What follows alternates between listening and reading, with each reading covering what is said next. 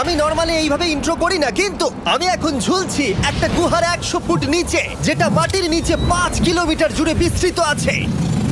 আর আমরা এটা পছন্দ করি বা না করি, যখনই আমি আর আমার বন্ধুরা মাটি টাচ করলাম, আমরা অফিসিয়ালি এখানে আগামী 7টা দিন কাটাতে চলেছি।